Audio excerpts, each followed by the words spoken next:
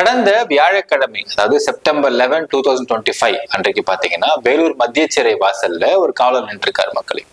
அப்போ அந்த இடத்துல உள்ள ஒரு சாதாரண நபர், ஒரு படிக்காத நபர் உள்ள வராரு. கையில ஒரு பை வச்சுட்டு வந்துட்டு இருக்காரு. பார்த்து என்னப்பா வேணும்னு கேட்டவொடனே, இந்த மாதிரி சார் நான் உள்ள போனோம் சார் கேட்கலாம். உள்ள போனோமா? இப்பெல்லாம் உள்ள போக முடியாதுப்பா, தப்புனாதான் உள்ளங்க அனுப்புவாங்க. தப்புன்ட்ட சார் நான் அப்படிங்கிறாரு. என்ன தப்புன்னப்பா நீ சொல்லுப்பானதுக்கு அந்த பைய பிரிச்சு காமிச்சிருக்காரு. காமிச்சா அங்க 2 தலை அந்த பைக்குள்ள இருந்திருக்கு. அதை பார்த்து மிரண்டு போயிட்டாரு அந்த காவலர். மிரண்டு போய் டக்குனு அவரை பிடிக்கிறாங்க. நான் இங்கேயும் ஓடல சார், இங்கதான் சார் நிக்கிறேன், நான் உள்ள போனோம் சார், நான் தப்புன்ட்டேன் சார் அப்படின்னு அழுதுகிட்டே பேசியிருக்காரு. என்ன நடக்குதுன்னு பார்க்க போறோம் இந்த பதிவுல.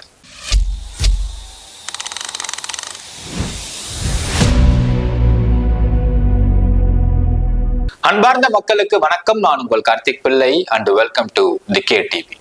கடந்த வியாழக்கிழமை 11/9/2025 அன்னைக்கு வேலூர் மத்திய சிறை வாசல்ல ஒரு படிக்காத ஒரு நபர் கிராமத்தான் கையில ஒரு கவர் தூக்கிட்டு வர்றாரு. ஒரு கட்டப்பை தூக்கிட்டு வந்திருக்காரு.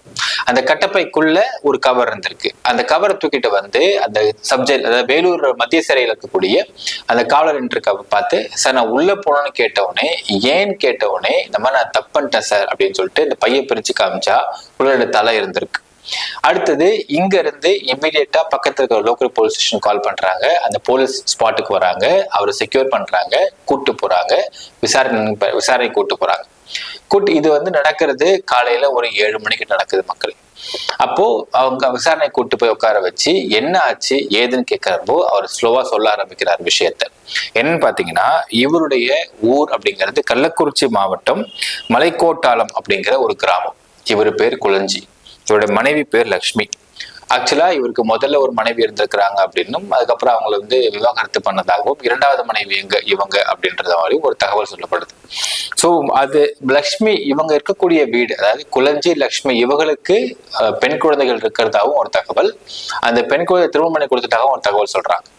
இது முடியுது. இதுக்கு வீட்டுக்கு பக்கத்துல பாத்தீங்கன்னா ஒரு 55 வயசு இருக்கக்கூடிய ஒரு நபர் இருக்காரு. அவர் பேர் தங்கராசு. இப்ப குளஞ்சி என்ன வேலை பார்த்துட்டு இருக்காரு அப்படின்னா, அவர் விவசாயி அப்படின்னும், அவர் டிரைவரா இருக்காரு அப்படின்னும், சோ டிரைவரா இருக்கிற காரணத்தினால சவாரிக்காக அப்ப வெளியூர் போயிடுவாரு அப்படின்னு சொல்லப்படுது. சோ அந்த மாதிரி சமயங்கள்ல ஒரு நாள் வெளியூர் போயிட்டு வந்தப்போ பக்கத்துல இருக்கக்கூடிய அக்கம் பக்கத்துக்காரங்க அவர் டீ குடிக்க போயிருந்திருக்காரு போல. அப்ப கூப்பிட்டு பேசும் பொழுது, இந்த மாதிரி லக்ஷ்மி, உங்க மனைவி லக்ஷ்மியும் தங்கராசும் வீட்டுல இருக்கிறாங்க, நாங்க எதர்ச்சியா போற பார்த்தோம், அவங்க பேச்சு ஒரு மாதிரி ரொம்ப சிரிச்சு பேசுற மாதிரி இருக்கு அப்படின்னு சொல்லிட்டு சொல்லியிருக்கிறாங்களாமா. இதை பார்த்த உடனே நேரா போய் லட்சுமி அவங்க மனைவிட்ட போய் கேட்டிருந்திருக்காரு. கேட்டப்ப அவங்க மனைவி பட்டும் படாம ஆமான்னு சொல்லாம ஒரு மாதிரி பேசியிருக்காங்க போல இருக்கு. அப்போ கண்டிச்சிருக்காரு. அடுத்து தங்கராசு கிட்ட போயிருக்காரு. தங்கராசு பக்கத்து வீட்டுக்காரர் தான், அங்க போயிருக்காரு. அங்க போய் அவரே நேரடியா பார்த்து கண்டிச்சிருக்காரு. கண்டிச்சு முடிச்சுட்டு படுத்திருக்காரு. படுத்தா அன்னைக்கு நைட்டு இவங்க தூங்குனதுக்கு பிறகு இவங்க 2 பேரும், அதாவது இவங்க லக்ஷ்மி எந்திரிச்சிடுறாங்களாம். எந்திரிச்சு மிட் நைட் எந்திரிச்சு வெளியே போய் தங்கராசு கால் பண்ணி, தங்கராச இவங்க வீட்டு மொட்டை மாடிக்கு வர சொல்லியிருக்கிறாங்க. வர சொல்லி அங்க 2 பேரும் உறவுல இருந்திருக்கிறாங்க அப்படின்னு சொல்லப்படுது. இது ஸ்லோவா திருப்பியும் அப்படியே அரசியல் புரசல்ல அவர் காதுக்கு வர ஆரம்பிக்குது. ரொம்ப கடுமையா போய் அவர் கேட்டிருக்காரு லக்ஷ்மி கிட்ட, நீ திருந்த மாட்டியா மாற மாட்டியான்ற மாதிரி கேட்டிருக்காரு போல இருக்கு. நமக்கு ஒரு பொண்ணு இருக்கு, இந்த பொண்ணு திருமணம் கொடுத்துருக்காங்க, அந்த வீடு நினைப்பாங்கன்ற மாதிரி பேசியிருக்காரு போல. ஒருவர் தங்கராசுக்கு வயசு 55 வயசு ஆகுது மக்களே. சோ இந்த சமயத்துல தான் பாத்தீங்கன்னா அவரு ஸ்லோவா அவருடைய சவாரில குறைக்க ஆரம்பிக்கிறாரு, வெளியூர் பயணத்தை குறைக்க ஆரம்பிக்கிறாரு. இந்த மாதிரி ஒரு தகவல் தெரிஞ்சதுக்கு அப்புறம் வெளியூர் பயணம் போனா வசதியா போயிடும் அவங்களுக்கு அப்படிங்கிற மாதிரி பாக்குறாரு. சோ இவர் வெளியூர் பயணம் போகாம இருக்கிறதுனாலயே இவங்க நைட்டு எந்திரிச்சு வெளியே போய் தங்கராசுக்கு கால் பண்ணி 2 பேரும் இவங்க வீட்டு மொட்டை மாடில இருந்துட்டு இருக்கிறாங்க அப்படிங்கிற மாதிரியும் சொல்லப்படுது.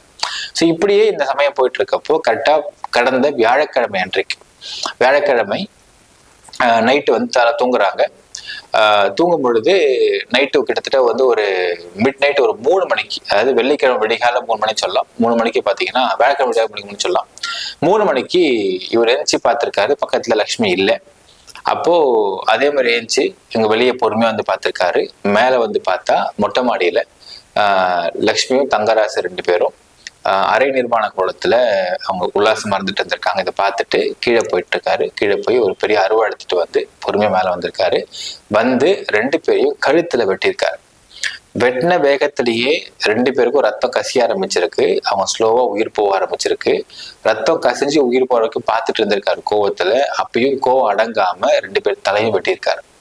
வெட்டிட்டு அதை ஒரு பாக்கெட்ல போட்டாரு. ஒரு பிளாஸ்டிக் கவர் எடுத்து போட்டுட்டு அதை கட்டப்படி தூக்கிட்டார். தூக்கிட்டு அரௌண்ட் 4-4:30 மணி கிட்ட நேரா பஸ் ஸ்டாண்ட் போயிட்டு இருக்காரு.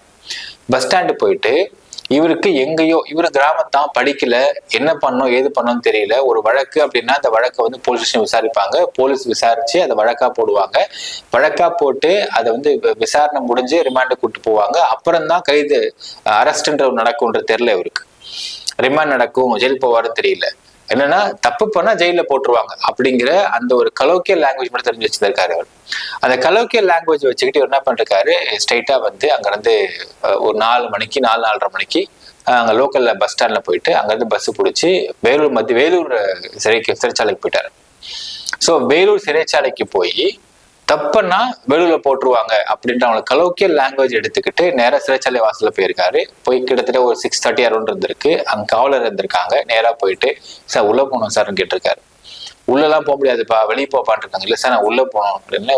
தப்புனதான் உள்ள அனுப்புவாங்கப்பா, நீ என்னப்பா தப்பு பண்ண, வெளியே போனதுக்கு நான் தப்பு பண்ணிட்டேன் சார் இருந்திருக்காரு. நான் தப்பு பண்ணணும்னு இந்த மாதிரி பிரிச்சு காமிச்சா அங்க உள்ள போலீஸ் ஷாக் ஆயிட்டாங்க. அப்போ இந்த மொத்தத்தையும் அதுக்கப்புறம் தான் அங்க இருந்து லோக்கல் ஸ்டேஷனுக்கு கால் பண்ணி கேட்டவுடனே அப்போ லோக்கல் ஸ்டேஷன்ல மொத்த கதை சொல்றாரு இவரு.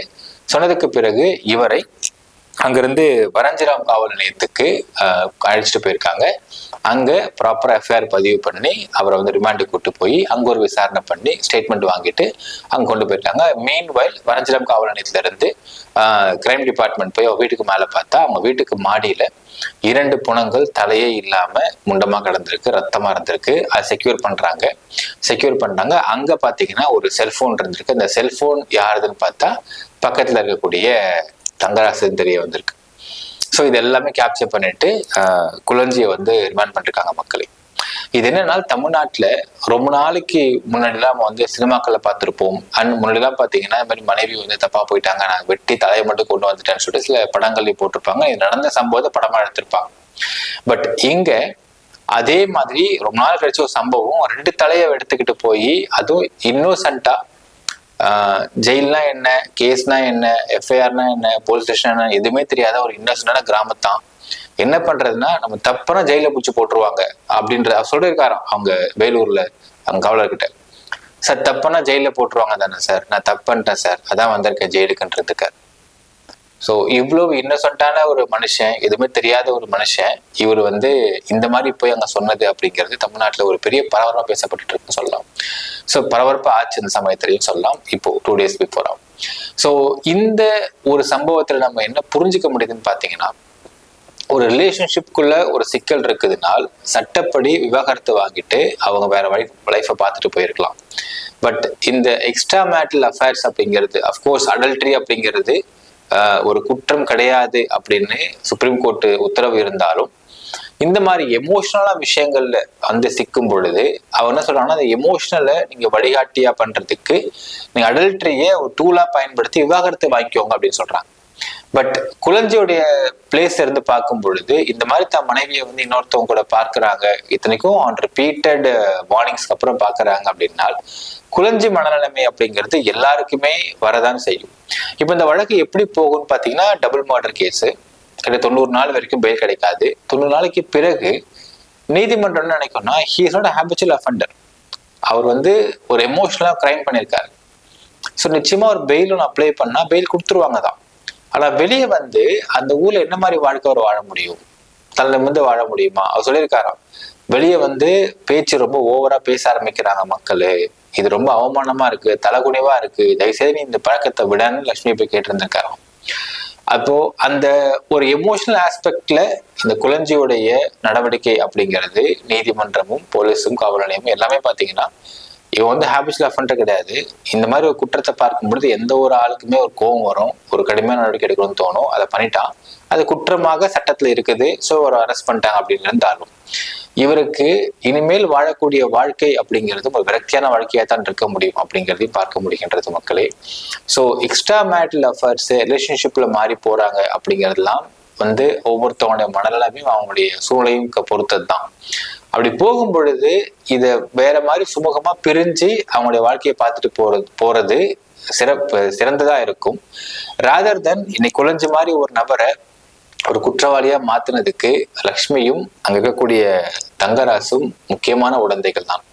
சோ இவரை குற்றவாளியாவும் ஒரு கொலைகாரனும் மாத்து அவர் 2 பேர் தான் முக்கியமான காரணங்கள். சோ அவங்க வாழ்க்கையை வேற மாதிரி வாழ்றதுக்கு இவரை ஏன் குற்றவாளியா மாத்தணும் அப்படிங்கிற ஒரு கேள்வி இருக்கிறது. மக்களே நினைக்கிறீங்கன்றதை கமெண்ட்ல மென்ஷன் பண்ணுங்க. நன்றி, வணக்கம்.